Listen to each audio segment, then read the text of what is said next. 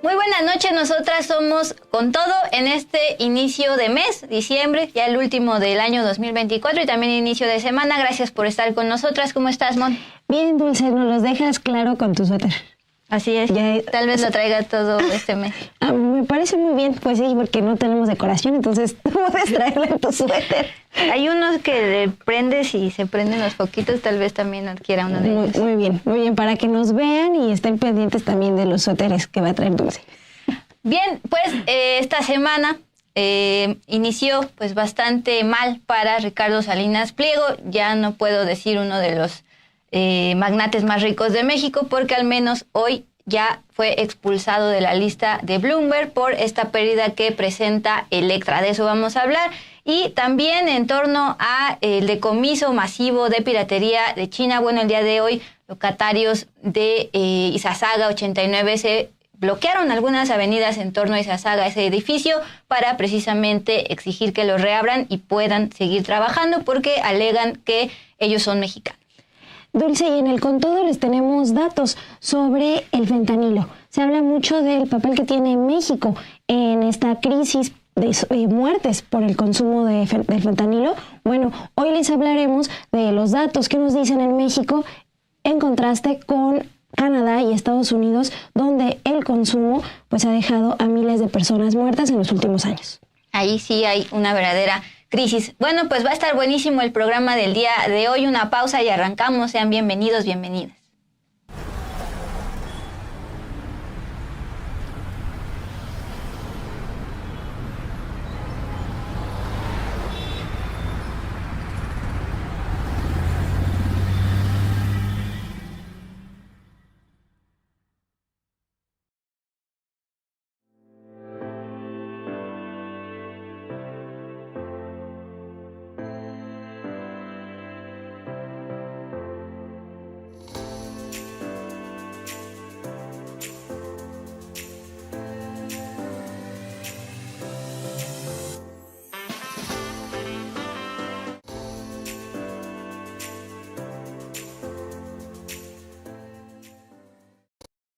Muchísimas gracias por estar con nosotras esta noche de lunes 2 de diciembre, arrancando semana, arrancando el último mes del año.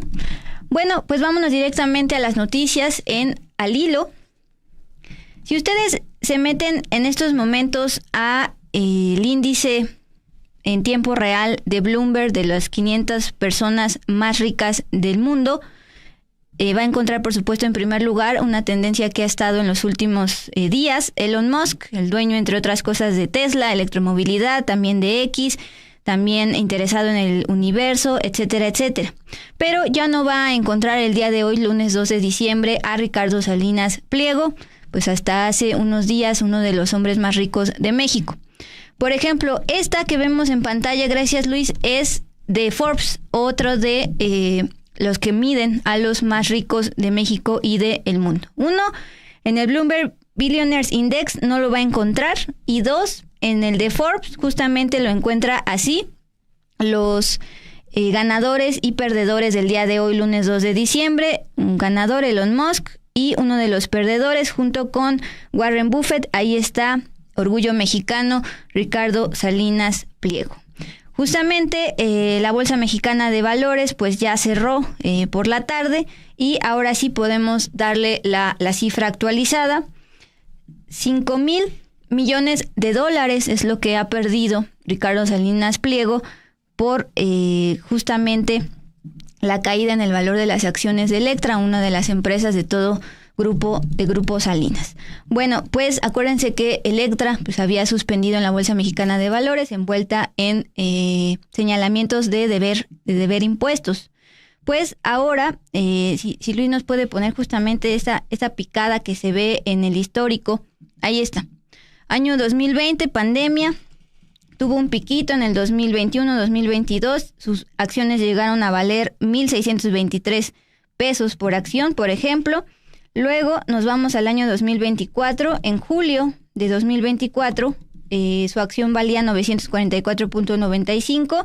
Fue cuando dejó de cotizar en la bolsa, envuelto en este escándalo de no pago de impuestos, problemas judiciales con el SAT, y luego viene el pique que están viendo en pantalla para que el día de hoy cerrara su valor en 274 pesos, es decir, pues varios accionistas retiraron sus inversiones de Electra. Obviamente, pues la gran pregunta, Mon, es qué piensa don Ricardo Salinas Pliego, como se hace llamar en la red de X, que últimamente pues bastante se ha volcado a la ultraderecha por los algoritmos puestos por el dueño Elon Musk. Bueno, él dice: ustedes no entienden que nosotros decidimos salir de la Bolsa Mexicana de Valores y nada más. En un año vemos cómo nos fue. Saluditos y suerte publicando estupideces, así de tóxica ya está la red social X. Y justamente también uno de los usuarios más abajo le pone: en picada la fortuna del usurero, te van a faltar manos, rata. Le comenta Magno, pues así te digo, así está el tono en Twitter.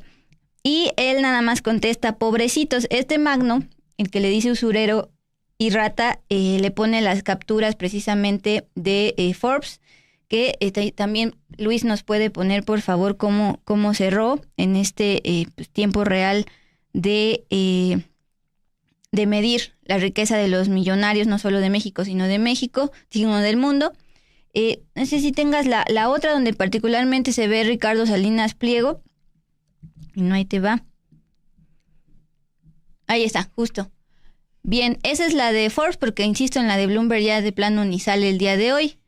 Y se ve cómo pierde 21.33% de toda su fortuna por esta situación de Electra. Nada más rápidamente recuerden una nota de octubre del año 2024.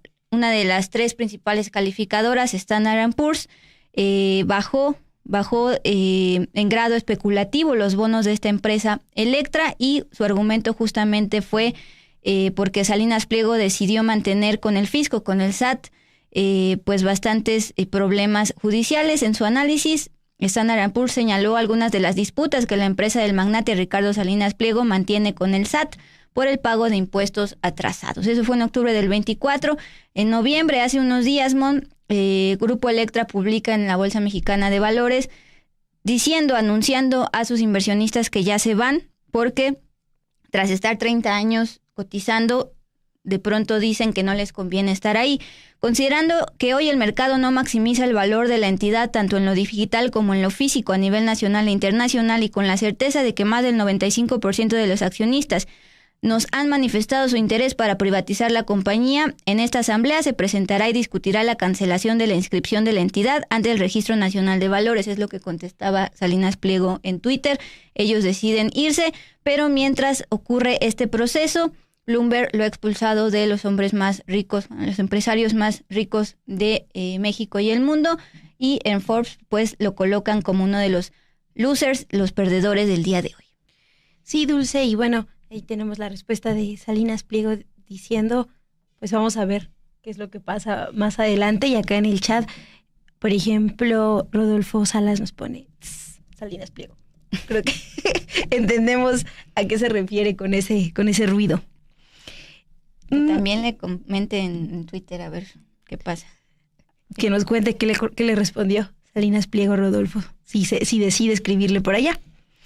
Bueno, vamos ahora, Dulce, a pasar a otra información también importante. Es algo que aprueba hoy la Suprema Corte de Justicia de la Nación. Hoy concluyó en una sesión en el Pleno que la prisión vitalicia, es decir, privar de la libertad a las personas todo el tiempo que les reste de vida, algo que también se conoce como cadena perpetua, es inconstitucional. Es lo que hoy concluye la Suprema Corte de Justicia. Particularmente por un caso en Chihuahua. Ahí en ese estado el Código Penal, en el artículo 127, establece esta pena para el delito de homicidio doloso cometido, por ejemplo, contra 3 o más personas. Bueno, hoy el Pleno de la Suprema Corte concluyó que tiene que eliminarse esta sanción porque impide a las personas sentenciadas gozar de su derecho a la reinserción social. Esta resolución la hizo después de analizar un amparo que se promovió desde agosto del 2014 por Juan Gámez. Él fue sentenciado ese año, en 2014, por el asesinato de 3 hombres y una mujer en un bar de Chihuahua. El proceso penal concluyó con una sentencia definitiva, es decir, lo condenaron a esta sentencia vitalicia por el delito de homicidio calificado. Lo que hoy hizo la Corte no es pronunciarse sobre la libertad de esta persona. Lo que sí determinó es que tiene que declararse inconstitucional esta pena, la de prisión vitalicia, y pues aclaró que eso no implica conceder un amparo a este hombre que fue sentenciado y que quede en libertad. Lo que sí argumentó, lo que expuso, es que un tribunal puede analizar de nueva cuenta esta pena y realizar como se dice, un ejercicio de individualización de la pena. Por ejemplo, podría ser sentenciado con la condena máxima de 20 a 50 años, que sí está prevista para el delito de homicidio calificado. Entre estos argumentos que se escucharon el día de hoy en el Pleno de la Suprema Corte está, por ejemplo, el de la ministra Yasmín Esquivel Moza. Ella destacó que esta sanción pues va en contra de lo que plantea el artículo 18 de la Constitución, donde pues establece que el sistema penitenciario tendrá mecanismos laborales y educativos que permitan la reinserción social de las personas. Y nos pareció pues importante destacar esto para todas y todos ustedes, porque ya la semana pasada les hablábamos, Dulce, que pues el estar privado de la libertad no es sinónimo de justicia. Y bueno, aquí lo que se plantea es, pues hay que reconsiderar esta condena de pues privación vitalicia, privación de la libertad vitalicia. Sí, man, y solo recordar rápidamente la idea que nos planteaba el entrevistado David Peña, este abogado especialista en prisión preventiva oficiosa, donde pues justamente, además de decir el hecho de que estés en la cárcel no es sinónimo de justicia, recordar que justo porque Morena y aliados votaron en el Congreso y aprobaron que ya nadie puede impugnar o presentar un amparo contra cambios constitucionales, pues ya nadie podría quejarse contra la prisión preventiva oficiosa a pesar del riesgo de violar derechos humanos. Entonces, bueno, de momento se alcanzó que la Suprema Corte rechazara la prisión de por vida. Ahí en Chihuahua. Uh-huh. Y que puede marcar un precedente a nivel nacional. Uh-huh. Pero bueno, me va a tocar dar esta noticia. Nos pasamos a Nuevo León. El tema de un ataque más a la prensa, afortunadamente no homicidio, pero sí un ataque más a el gremio de los periodistas. Es la reportera Victoria Montserrat García, de 32 años. Ella fue gravemente herida tras ser atacada a balazos en Montemorelos, Nuevo León, después de cubrir un evento. Ella trabaja para el medio Marmat Noticias y antes de ser agredida había acudido a cubrir un evento. En ese caso fue el encendido del pino navideño en la plaza principal de Montemorelos. El hecho se registró alrededor de las 8:30 de ayer domingo, cuando la comunicadora se desplazaba en su camioneta ya sobre el Boulevard Capitán Alonso de León. De acuerdo con los datos, la reportera resultó herida de uno de sus brazos. Tras el ataque armado, condujo hasta llegar a un lugar de la Policía Ministerial donde pidió ayuda. En el sitio fue atendida por paramédicos de la Cruz Roja, quienes después la trasladaron a un hospital. Me recuerda el caso de un colega de Michoacán que también lo mataron minutos después. Bueno, a él sí lo agredieron a balazos y murió asesinado después de haber cubierto una entrevista con el alcalde de Uruapan. Minutos después, hombres armados llegaron y lo asesinaron. Bueno, pues la colega Victoria Montserrat tiene mi edad, 32 años, cubre un evento de un encendido navideño, posteriormente la agrede. Dulce, te tocó dar esa noticia y que también ya les hemos platicado aquí de las últimas agresiones a colegas de la prensa en distintos estados en lo que va de estos 2 meses. Y vamos a cambiar de información con algo a nivel nacional. Va a estar relacionado con estos comentarios que se han hecho contra México por no enfrentar la crisis por el consumo de fentanilo. Bueno, hoy Obed Rosas, jefe de información de aquí de Sin Embargo, prepara un texto sobre el papel que tiene Canadá precisamente en la fabricación y distribución de esta droga, del fentanilo. Hoy Canadá es capital global del fentanilo, una sustancia que produce, distribuye y consume. Nada más les doy un dato de la Oficina de Naciones Unidas contra la Droga y el Delito, que para el 2022 había registrado 7.500 muertes por opioides. Casi 3 veces más que en 2016. Vamos a ver el siguiente video con información de Obed Rosas y regresamos. Las organizaciones criminales de México han sido señaladas en los últimos años de ser las únicas responsables del fentanilo que llega a Estados Unidos, lo que se ha traducido en reclamos que se han centrado al sur de la frontera estadounidense, primero contra el gobierno de Andrés Manuel López Obrador y hoy con la presidenta Claudia Sheinbaum Pardo. Sin embargo, poco se ha hablado del papel de Canadá en la fabricación y distribución de esta droga, como evidenció la CBC News, la cual en agosto pasado obtuvo a través de una solicitud de información una nota informativa preparada para el viceministro de Salud de Canadá, la cual describe los cambios que las agencias policiales han observado en el mercado ilegal de la droga. A través de una nota informativa presentada al viceministro de Salud de Canadá, la emisora, la más grande en Canadá, expone la perspectiva de un exceso de fentanilo en Canadá se planteó, por lo que en ella se puede leer. Se cree ampliamente que el exceso de productos se está exportando a mercados internacionales lucrativos. De hecho, en 2022, los funcionarios fronterizos australianos incautaron 11 kilogramos de fentanilo que se cree que se originaron en Canadá y desde principios de 2021, los funcionarios fronterizos de Estados Unidos han incautado aproximadamente 25 kilogramos de fentanilo procedentes de la frontera norte. Asimismo, un informe de la Administración de Control de Drogas señala que 1 kilo de fentanilo cuesta alrededor de $3,300 a $5,000.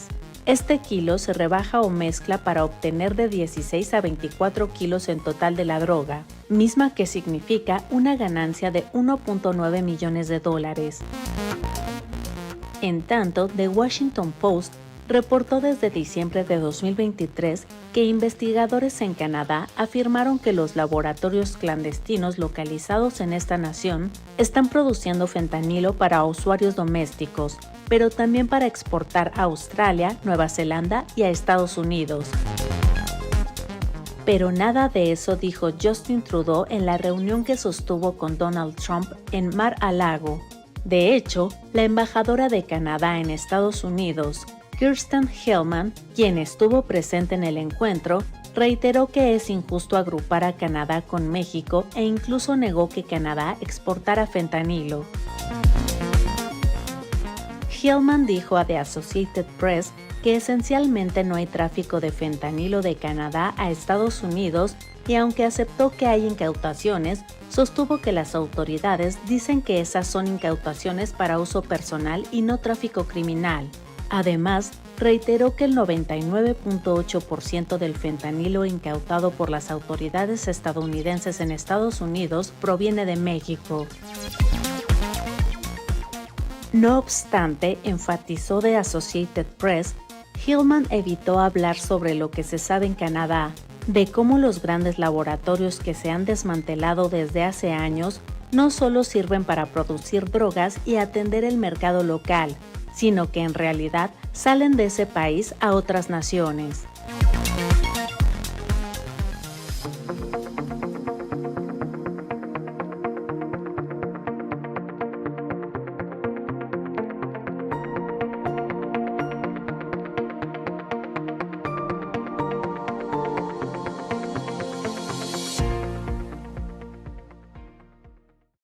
En México, solo en 2023, se registró la atención de 430 casos por consumo de fentanilo.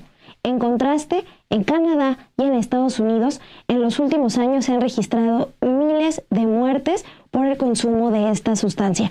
Acompáñanos a conocer más datos aquí con todo.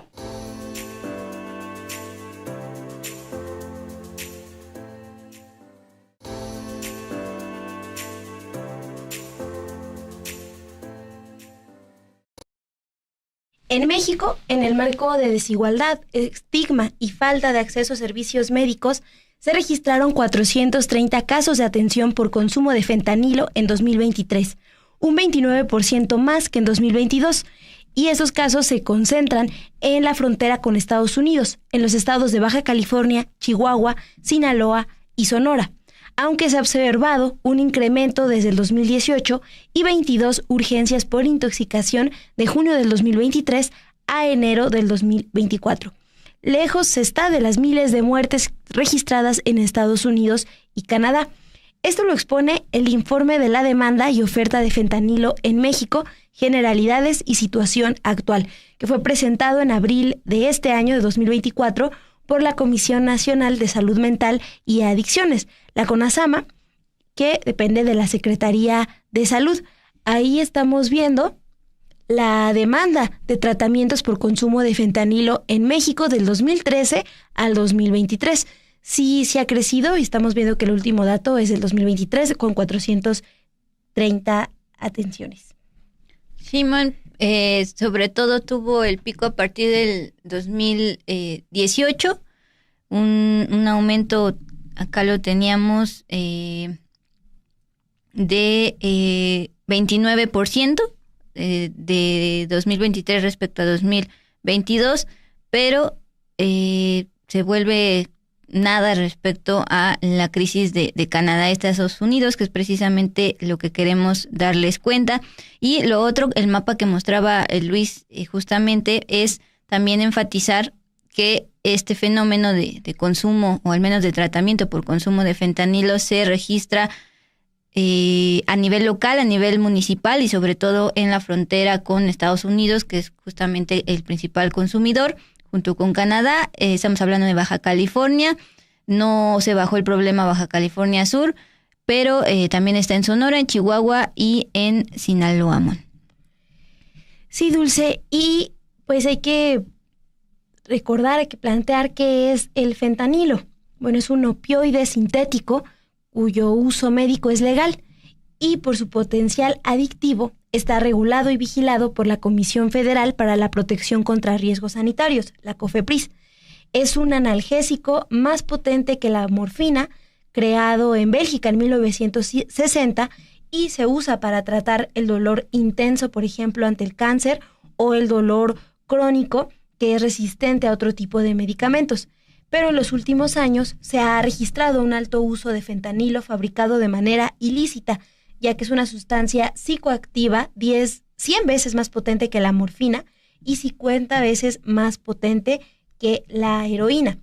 El informe de la Secretaría de Salud explica que debido a su alto potencial adictivo, bajo costo y la relativa facilidad en su producción ilícita, pocas cantidades de la sustancia pueden producir grandes ganancias económicas a los grupos de la delincuencia organizada. Por eso estimula el crecimiento de estos mercados ilícitos. Pues sí, porque una cosa es los casos de atención que registra la Secretaría de Salud, también las afectaciones en la salud de los consumidores, y otra cosa ya es justamente las ganancias del crimen organizado. Un poquito más adelante hablaremos de eso. Vámonos a las consecuencias del consumo. Más y una y otra vez se ha repetido, más de 100,000 muertes en Estados Unidos asociadas al fentanilo al año, también miles y miles en Canadá. ¿Qué pasa en el consumo de fentanilo en México, sobre todo en la frontera? Bueno, de junio del 23 a enero de 2024 se han atendido 22 urgencias por intoxicación por fentanilo, esto en Baja California, sobre todo 7 casos. También en la Ciudad de México 1, Morelos otro, Jalisco otro, Oaxaca también otro, en Quintana Roo al menos 2 casos, Sinaloa 6, Sonora 2 y Tamaulipas 1. ¿Cómo obtienen estos datos la Secretaría de Salud? Bueno, pues justamente a partir de hace unos años para acá decidieron homologar un monitoreo en todo el sistema de salud público para que pues justamente el personal médico fuera anotando estas urgencias por intoxicación, particularmente por fentanilo, para empezar a enriquecer los datos, porque también la Secretaría de Salud reconoce que hay una cifra negra en cuanto a consumo y muertes. Bueno, también mediante este sistema de monitoreo recién aplicado. También se detectaron en el mismo periodo, de junio del 23 a enero del 24, 9 atenciones hospitalarias por intoxicación por fentanilo, de las cuales solo 3 resultaron en el deceso de las personas. Suena muy poco. Así, oficialmente 3 muertes de fentanilo de junio del 23 a enero del 24, pero insistir, y lo reconoce la Secretaría de Salud, hasta el momento son insuficientes los datos sobre las defunciones por consumo de fentanilo. Se necesita todavía ampliar este monitoreo. Y ojo, porque la encuesta nacional de consumo de drogas, la más actual es del 2016-2017. Este año terminaron de hacer esta encuesta, pero todavía no publican los datos, entonces también está esta cifra pendiente. Bien, un intento de saber cuántas muertes se pueden asociar al consumo de fentanilo, al menos en Baja California, y que es muy valioso esto porque Baja California es uno de los estados donde más hay consumo. El Servicio Médico Forense detectó que de 1,775 análisis para detectar psicoactivos en los cadáveres, 50% resultó positivo a sustancias, y de estos últimos, 39% fue positivo a fentanil.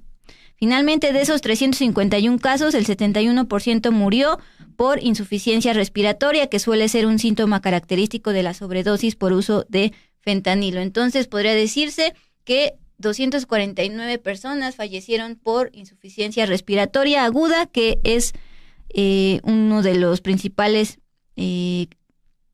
síntomas de la sobredosis por uso de fentanilo. Entonces, todavía hay pequeños acercamientos tanto al consumo como a sus efectos en la salud.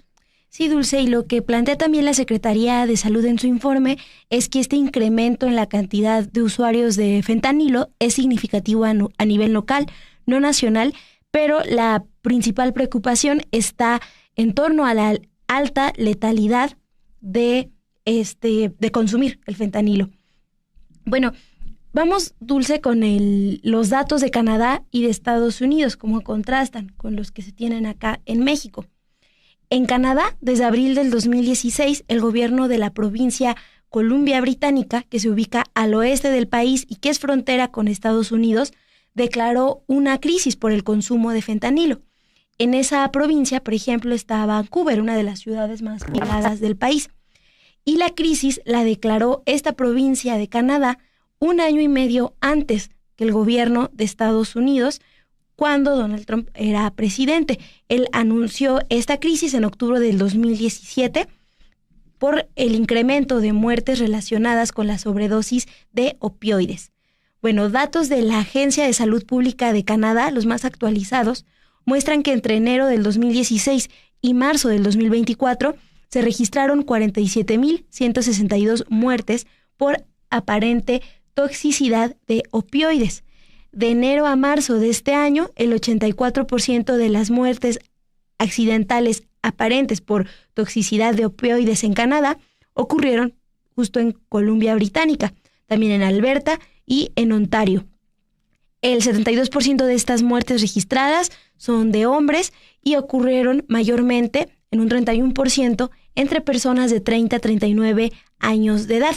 Bueno, de todas las muertes relacionadas con el consumo de opioides en los 3 primeros meses del 2024 allá en Canadá, el 81% estuvo relacionada con el fentanilo.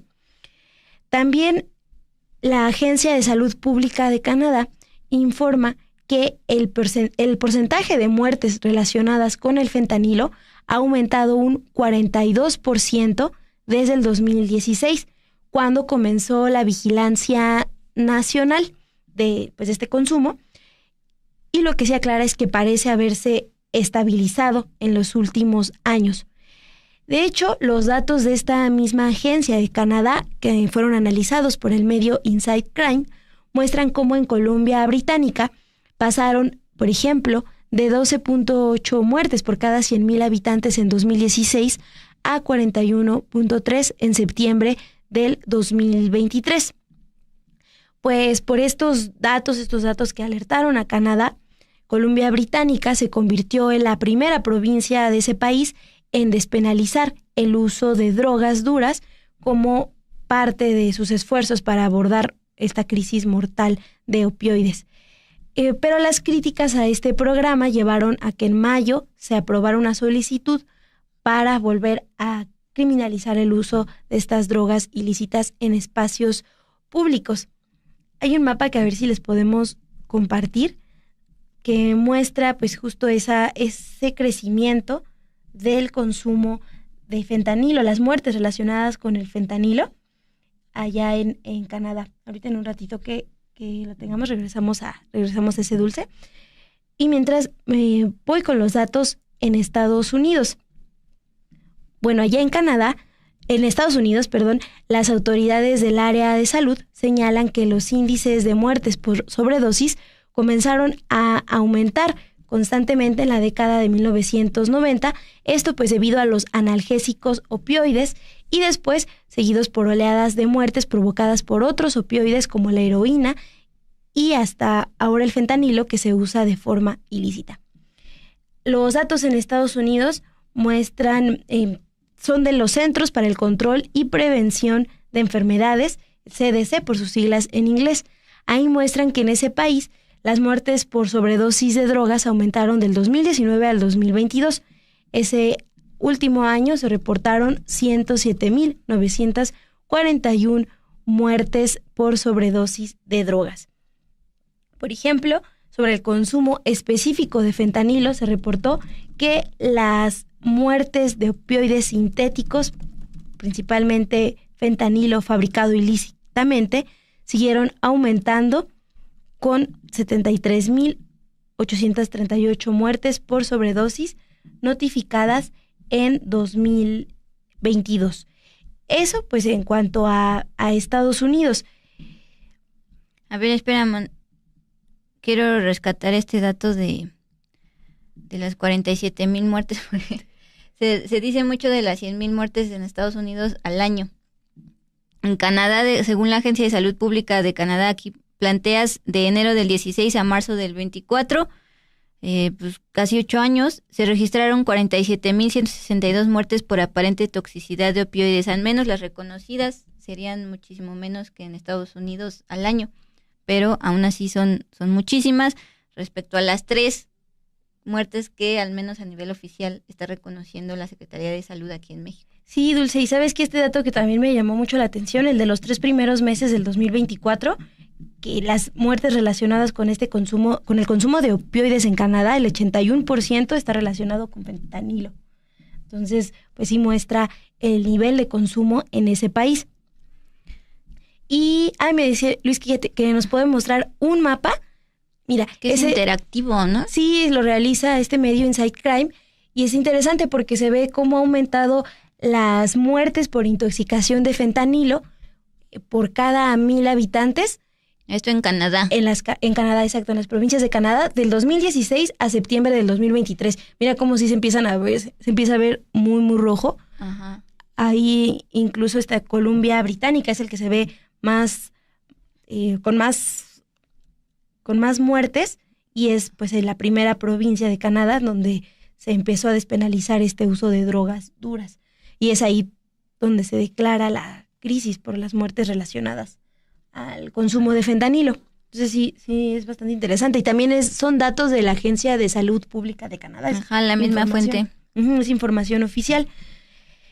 Lo que te decía también de Estados Unidos es que se ve un incremento en las muertes asociadas a este consumo, aunque lo que sí destaca, por ejemplo, los Centros para el Control y Prevención de Enfermedades allá en Estados Unidos, es que sí se ha reducido, o al menos se redujo el número de muertes asociadas a este consumo en 2023 y en lo que va de 2024. Por ejemplo, se sabe, de acuerdo con esta información oficial, que se produjeron aproximadamente 97,000 muertes por sobredosis en los 12 meses, en un periodo de 12 meses que terminó el 30 de junio del 2024. Esos son los datos que publica los Centros para el Control y Prevención de Enfermedades de Estados Unidos apenas en noviembre, el dato más actual. Lo que dicen es que hay una disminución del 14% respecto a las 113,000 muertes que se estimaron para los 12 meses anteriores. Y ahí lo que destaca también Dulce es que, por ejemplo, Farida Ahmad, de este Centro Nacional de Estadísticas de Salud de Estados Unidos, explicó a la agencia AP el mes pasado que la relación entre estos datos pues podría estar también ligada con la pandemia por la COVID-19. Ella planteó: durante la pandemia vimos un aumento tan meteórico en las muertes por sobredosis de drogas que es natural que ahora veamos una disminución. Es decir, hay que leer con reservas esta información más actual que da en Estados Unidos el Centro Nacional de Estadísticas de Salud. Perfecto, Mon. Carmen G. nos está compartiendo su experiencia ahora que fue al centro de Los Ángeles, California. Dice: yo me impresioné de lo que vi en Los Ángeles, en el centro de la ciudad, toda la cantidad de drogadictos e indigentes. Y pues gracias a Carmen G. por compartirnos esto. Y nos están advirtiendo acá Iván Guevara que por supuesto que México no es invicto, también es vulnerable a el consumo de drogas, pero insistir particularmente en el fentanilo y respecto al caso de Estados Unidos, Canadá, ahora que se ha hablado tanto al respecto, pues es casi nada. Y justamente, Mon, pues vamos a plantear lo que dijo esta mañana muy temprano la presidenta Claudia Sheinbaum en torno a ello. Ella aseguró que en México sí hay una adicción a los opioides, pero es en muy bajo nivel respecto al consumo en Estados Unidos y en Canadá. Luego de que, por cierto, recordó que en Canadá ya también están en vísperas de elecciones, la Embajada de Canadá en Estados Unidos volvió a insistir en que no los comparen con nuestro país. También Sheinbaum recordó que van a renovar esta campaña contra las drogas. De hecho, ya había adelantado la semana pasada que será Leticia Ramírez, ex titular de la SEP, la que va a coordinar este nuevo lanzamiento de campaña contra el consumo de fentanilo. Y pues bien, vamos a escuchar su comentario respecto a que una vez más Canadá pide no igualarnos con ellos. Yo no tenía tanta información, sabía que existía, pero no tenía tanta información. Canadá también tiene un problema muy grave de consumo de fentanilo. Y en algunos estados o ciudades donde se liberalizó el consumo, se ha generado problemas muy graves. Entonces tiene problemas de funciones debidas a la adicción de opioides. México las tiene en muy bajo nivel. Se hizo recientemente una encuesta y realmente no es, no porque no haya problemas de adicción en México, los hay y los estamos atendiendo, pero no tiene que ver con este consumo de fentanilo que hay en Estados Unidos y Canadá. Entonces sí somos distintos. Y se vio como hace unos días pues hubo una acción de la justicia para un laboratorio de fentanilo en Canadá. Entonces sí son problemáticas distintas. Esta idea de que no puede compararse a uno con otro, pues sí, son problemas distintos, pero no por ello somos menos, nunca, jamás. ¿No percibe una estrategia de constantes ataques desde Canadá hacia México para que Estados Unidos valore con quién le conviene más? Ellos tienen una elección el próximo año, si mal no me equivoco. Lo que nosotros no siempre vamos a defender y debemos señalar siempre es que no se utilice a México como parte de sus campañas electorales. Cada quien que vea por cada cual y nos relacionamos, nos coordinamos, nos complementamos en temas de comercio y otras virtudes que tiene la relación bilateral y trilateral, no solamente de comercio y económica, sino también culturales y de mucho educativas y muchas otras relaciones que hay con Canadá. Lo que sí es que México es un gran país, un gran país. Ya quisieran, la verdad, la riqueza cultural que tiene México, de nuestros ancestros, de los pueblos originarios. México tiene más de 3,000 años de historia y civilizaciones precolombinas, prehispánicas, grandiosas. Entonces, no por ello México nunca va a ser menos, al contrario, somos iguales. ¿Somos distintos? Sí. Ahora, el tema del fentanilo, pues por supuesto que hay que colaborar para la atención a la inseguridad y el tráfico de drogas, pero también hay que atender cada uno de nosotros el tema del consumo. Sí, vamos a destacar este comentario que nos deja Olimpia Hernández. Escribe aquí en el chat: en León, Guanajuato se consume mucho fentanilo y la línea de la vida no responde, esta línea que habilitó el gobierno. Y bueno, agradece la información. Perdón, es que también quería rescatar a María Esparza. Gracias por compartirnos sus experiencias. En una ocasión sacaron a 3 jóvenes muertos por una sobredosis de fentanilo de una escuela de secundaria. Bueno, si María Esparza nos puede especificar si fue en México y en qué estado, pues también sería más enriquecedor saber esto, porque insisto, hay bastante cifra negra respecto a lo que acontece con el fentanilo aquí en el norte mexicano. Sí, las cifras oficiales todavía no nos muestran un panorama de la crisis de este consumo y muertes asociadas acá en México, pero sí se sabe que la oferta ha aumentado después de que China impuso controles más severos a todas las sustancias psicoactivas relacionadas con el fentanilo. Organizaciones criminales en México incursionaron en el mercado sintetizando la sustancia en laboratorios clandestinos. Aquí en México en los últimos años se han presentado incrementos en los decomisos del fentanilo. Por ejemplo, del 2015 a 2017 se decomisaron 71 kilogramos de fentanilo ilícito, en 2018 se decomisaron 341 kilogramos y a partir del 2019 los decomisos crecieron constantemente, rebasando los miles de kilogramos incautados.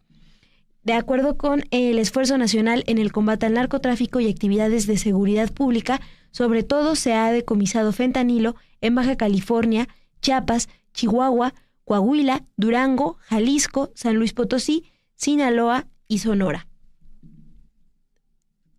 Estábamos viendo y si tenemos... Sí, estoy pidiendo la de decomisos porque es más elocuente verlo en las barras, y también le voy a pasar el flujo de tránsito que presenta este informe de la Secretaría de Salud. Ahí está, mira. Ahí está. Bien, gracias. Justo como decías, Mon, por un lado tenemos que pues hay pocos casos de atención por consumo de fentanilo en México, sobre todo en el norte, pero por el otro lado sí hay un aumento importante en los kilogramos decomisados de fentanilo en México de 2015 a 2023. Estos datos también son importantes leerse bajo el debate de si en México se produce o no fentanilo, los famosos laboratorios clandestinos decomisados y desmantelados por las Fuerzas Armadas, y también pues el empujoncito de China al exportar estos precursores químicos para que diferentes países en América Latina produzcan y finalmente se consuman, como estás planteando, Mon, con los datos, sobre todo en Canadá y en Estados Unidos respecto a México. Y el siguiente mapa sí es muy, muy también elocuente, Mon, para plantear justamente el tráfico, el flujo del tráfico, porque el informe de la Secretaría de Salud decía, bueno, pues estos datos pues también pueden dar idea de cómo se está distribuyendo el fentanilo una vez ya fabricado. Así como se consume sobre todo en Baja California, Sonora, Chihuahua y Sinaloa, también pues se ve como desde Chiapas hay flujo de tránsito, y en el occidente, Jalisco, también San Luis Potosí, no sale Guanajuato, la experiencia que nos planteaban de León, Guanajuato, pero sí Jalisco, y también Coahuila ya con frontera con Estados Unidos, y Durango también un paso importante hacia Estados Unidos. Dulce, algo que también es importante destacar es que organizaciones de la sociedad civil del norte de México como Prevencasa y Verter empezaron a documentar la presencia de fentanilo en las sustancias psicoactivas que consumían los usuarios de sus servicios, especialmente en el cristal metanfetamina o la heroína. Bueno, un estudio en el que participaron organizaciones de la Red Mexicana de Reducción de Daños, Redumex, analizó parafernalia de 89 usuarios de heroína, como jeringas, esto lo analizaron con tiras reactivas sensibles al fentanilo. Ahí se encontró que 93% de estas muestras de la sustancia China White, ahí contenían fentanilo. Esto demostró la presencia de la sustancia entre los consumidores de la zona fronteriza. Además de 612 personas que se inyectaban drogas en San Diego, California, en Tijuana, 19 indicaron en un estudio levantado en octubre del 2020 a septiembre del 2021 que sus principales drogas de consumo fueron la heroína en un 79.1% y la metanfetamina en un 75.3%.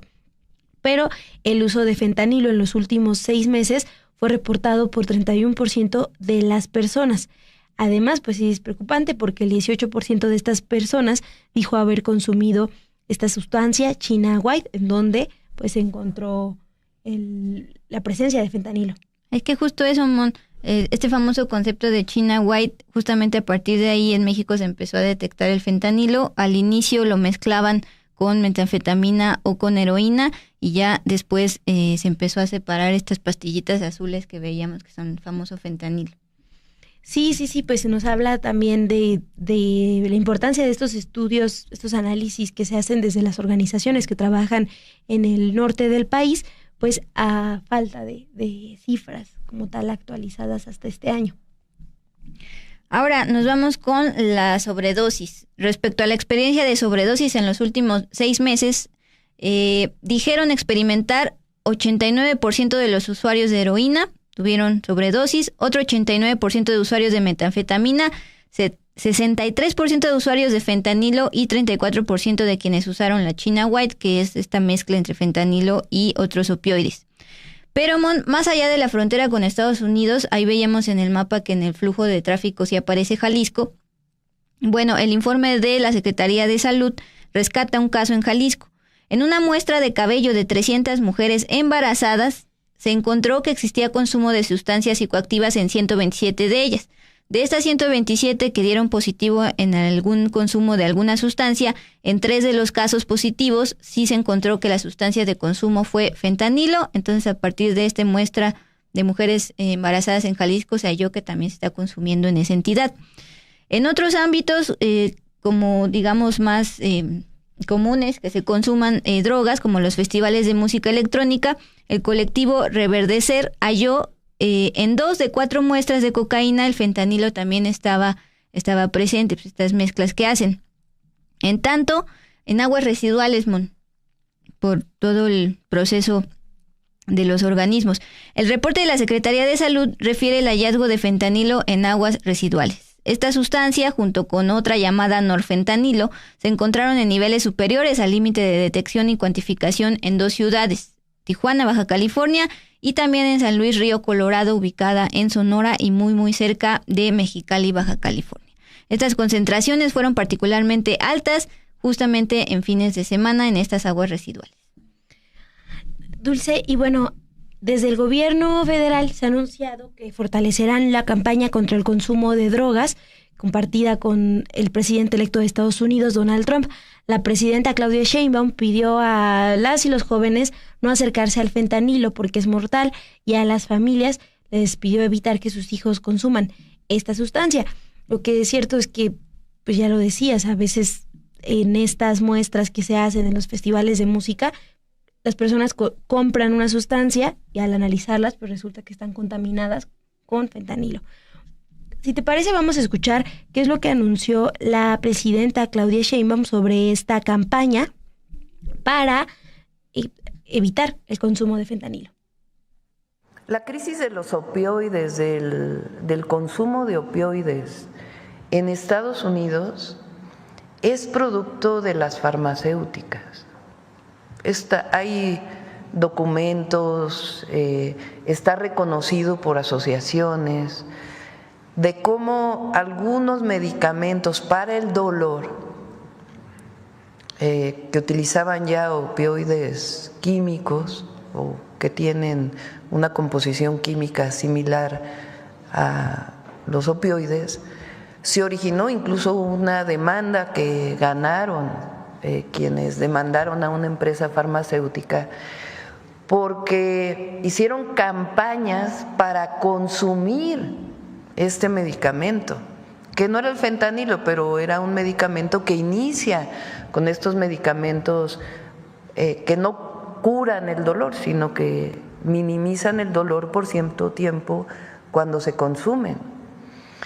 Y está reconocido por asociaciones médicas que ahí comienza la crisis del consumo de opioides en Estados Unidos, provocado por esta gran campaña que se hizo, en donde se promovía que se usara este medicamento como si fuera algún otro medicamento para el dolor. Y de ahí comienza a desarrollarse este consumo que termina con esta crisis terrible de consumo de fentanilo, que es 100 veces más adictiva y potente que la heroína, el fentanilo, y que aprovechando que estamos diciendo esto, a las y a los jóvenes que no se acerquen a las drogas, y menos a estas drogas sintéticas, que tienen un poder de adicción enorme y que acaban en muerte. Muy difícilmente pueden escaparse después de iniciar el consumo de estas drogas. Vamos a renovar toda la campaña contra la adicción a las drogas y en particular al fentanilo, porque afortunadamente en México todavía no tenemos un problema de adicción a los opioides que lleva a muertes por sobredosis. Este es un problema que tiene Estados Unidos y que tiene Canadá, que fue parte de la llamada que tuvimos con el presidente Trump, que creo que publicó en sus redes sociales que va a iniciar en una campaña masiva para evitar el consumo de fentanilo. Entonces, a las y a los jóvenes que no se acerquen a esa droga, es símbolo de muerte, y a las familias que estemos muy cerca de nuestros hijos, de nuestras hijas, para evitar que se acerquen a cualquier droga, pero en particular a estas drogas químicas. Bueno, pues espero que justo esa declaración de la presidenta Claudia Sheinbaum conteste la pregunta de Guadalupe Alcántara. Ella dice: buenas noches Guadalupe, quisiera saber cómo están controlando lo de las drogas. La colonia Condesa por Oaxaca, Durango, Valladolid, son calles de la colonia Condesa aquí en la Ciudad de México. Hay jóvenes drogados en la calle, actitud inquietante para los peatones. Bueno, pues ahí está una campaña renovada, coordinada por Leticia Ramírez, titular de la SEP. En los próximos días o semanas estaremos viendo algo al respecto. Pero otra de las grandes preguntas, Moni, con esto cerramos el con todo, es las causas. Decía la presidenta Claudia Sheinbaum que hasta el momento no hay una crisis de muertes por sobredosis por consumo de fentanilo en México, pero ya les mostramos las cifras. Sí hay consumo, concentrado sobre todo en el norte, y también decomiso de fentanilo. Bueno, pues este informe de la Secretaría de Salud, publicado en abril pasado, plantea algunas causas socioeconómicas. Por ejemplo, en la frontera norte, las personas consumidoras de fentanilo regularmente enfrentan situaciones como la falta de vivienda, la falta de empleo, de servicios médicos y de servicios sociales. También en ciudades donde se consume el fentanilo se puede ver que un factor común es el desempleo o bien la actividad laboral informal. La Ciudad de México no está exenta de ello, donde las personas que son consumidoras, por ejemplo, se dedican a lavar parabrisas, abrir puertas al público en comercios como tiendas de conveniencia o farmacias, pedir dinero en las calles directamente, reciclar cartón o metal, entre otras actividades informales.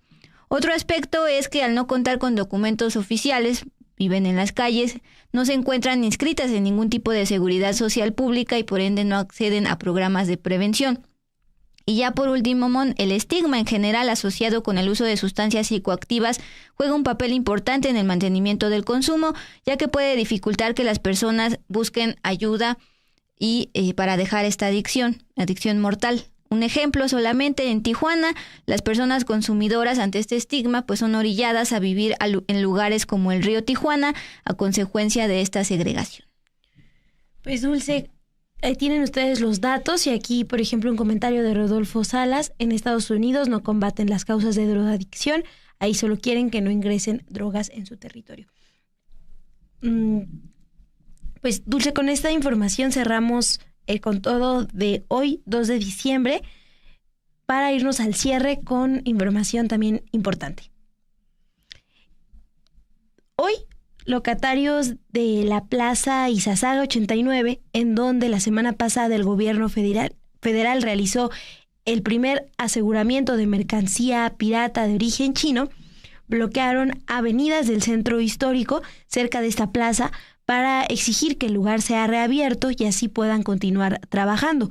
Entre las pancartas de los comerciantes se podía leer leyendas como "El problema es de aduana, no de Izazaga", y "Queremos trabajar, somos mexicanos, pagamos impuestos", es lo que comentaron algunos de los manifestantes hoy afuera de Izazaga 89.